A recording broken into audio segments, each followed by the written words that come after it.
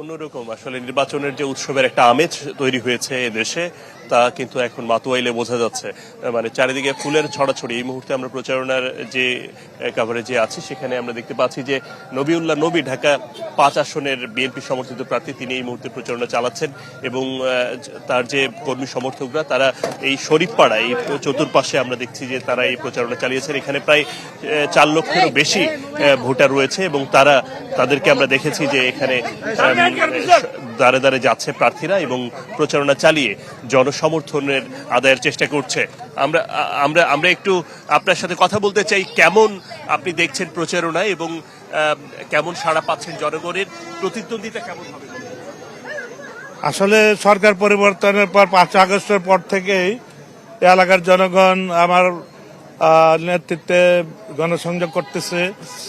আসলে আমি 45 বছর রাজনীতিতে আমি জনগণের সাথে সম্পৃক্ততা হয়েছে, একটা আত্মীয়তা বন্ধন হয়ে গেছে। কোনো এলাকার কোনো প্রতিবেশী নাই যে আমার লগে সম্পর্ক গড়ে ওঠে না। আমি এই যে দেখেন গণসংযোগ করে আসলাম, এই যে প্রায় দীর্ঘ 5 মাইল, এই যে রাস্তা ক্ষুধা খাদ্যা, এলাকার কোনো উন্নয়ন বলতে কিছু নাই। সাবেক এমপিরা স্বাধীনতার পরে এলাকার কোনো কাজ করে নাই, কোনো সরকারি প্রতিষ্ঠান করে নাই, এখানে ইউনিভার্সিটি করে নাই, খেলাধুলার মাঠ করে নাই, কোনো মেডিকেল হসপিটাল নাই, কোনো শিশু পার্ক নাই। আমরা বুঝতে পেরেছি আপনার প্রতিশ্রুতির কথাগুলো বলছিলেন। ভোট দিতে মানুষ কতটা উৎসাহী হবে, কেননা কোনো কোনো ক্ষেত্রে আমরা বিশৃঙ্খলা দেখতে পাচ্ছি।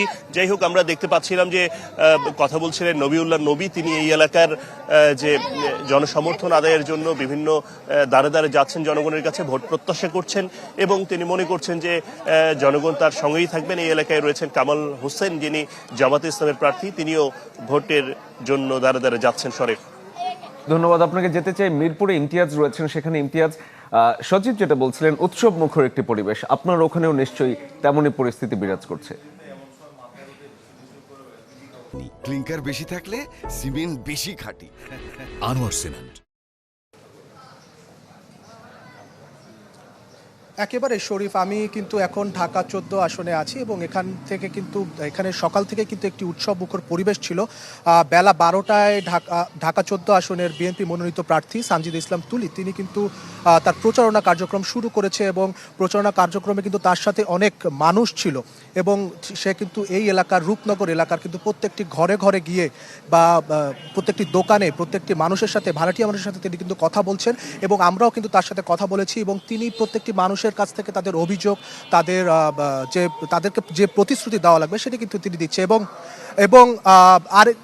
এবং আরেকটি জিনিস, যেটা ঢাকা যে 14 যে আসন, এই আসন কিন্তু দারুস সালাম থেকে শুরু করে রূপনগর এবং এছাড়াও সাভারের 2টি যে ইউনিয়নও রয়েছে, কাউন্দি এবং বনগাঁও, সেখানে সেই দিক নিয়েই কিন্তু ঢাকা 14 আসন এবং ঢাকা 14 আসনে সানজিদা ইসলাম তুলি কিন্তু সবচেয়ে স্পষ্ট করে একটি কথা বলেছে, তিনি যদি ক্ষমতায় যান তিনি কিন্তু কান্দিয়া যেই তুরাগ নদীর যে পার আছে সেখানে যে মানুষগুলো রয়েছে সেই মানুষগুলো কিন্তু একটি ব্রিজের কারণে ঢাকার সাথে কিন্তু তারা যুক্ত হতে পারে না এবং সেখানে কিন্তু সবসময় অবহেলিত কিন্তু থেকে গেছে এবং তিনি যদি ক্ষমতায় যেতে পারেন এবং তিনি সর্বপ্রথম সেখানে একটি ব্রিজ করবে এবং ব্রিজ করাই হবে তার প্রথমত কাজ।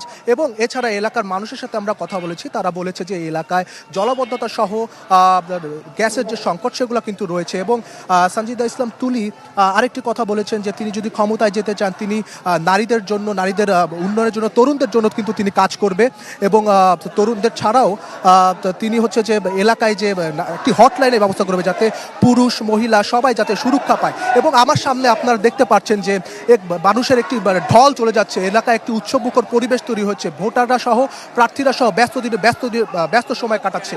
তাছাড়া আরেকটি জিনিস আমি বলতে চাই যে এই এলাকায় জামাতের যে প্রার্থী রয়েছে ব্যারিস্টার আরমান, তিনিও কিন্তু তার প্রচারণা কিন্তু করছে একই জলাবদ্ধতা, গ্যাসের সংকট নিরসন এবং তিনি হচ্ছে যে এই এলাকায় যাতে যারা চাঁদাবাজ মুক্ত একটি অ্যাপও তিনি কিন্তু দেওয়ার চেষ্টা করবেন। তো সর্বশেষ রূপনগর থেকে এই খবরাখবর আমার কাছে ছিল। ইমতিয়াজ, ধন্যবাদ আপনাকে।